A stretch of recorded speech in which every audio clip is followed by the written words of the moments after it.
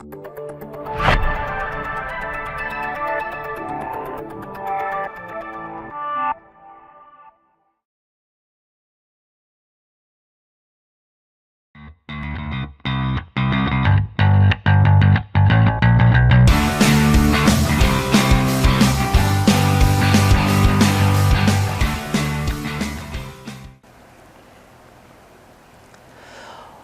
right, day 13, guys. We're almost finished with 2 full weeks. So great job. You're doing wonderfully.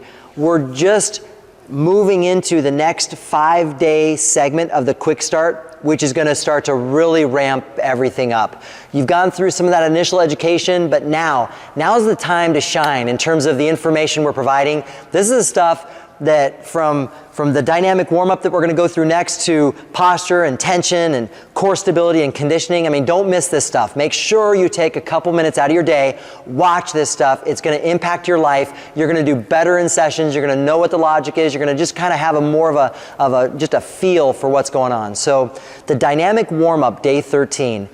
Dynamic warm-ups are where sessions start. We teach our coaches to start and lead with dynamic warm-ups. So we give them all the flexibility, we allow them to be creative with how they do that. The objective is simple. With the dynamic warm-up, we want a gradual increase in your body temperature. So coaches could employ some mobility work of hips and shoulders and spine. They could incorporate just all sorts of things. So whether it's, and if I'll go through just a couple examples here, again, you're more than likely going to have your shoes off, so I'll kick my shoes off, but you're more than likely going to be doing things like marching.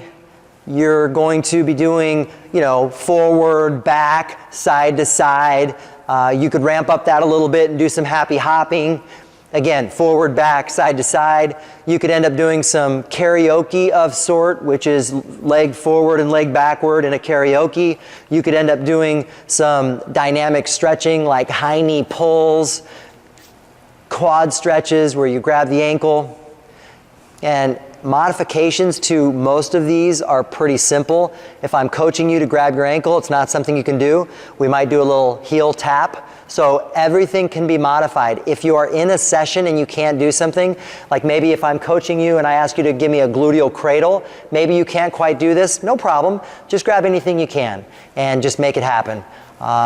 Again, the coach is going to provide modification, but sometimes in the heat of the moment, they might just say something you're not able to do. Maybe we do a toe touch. So chest up, neutral spine, and this becomes your toe touch.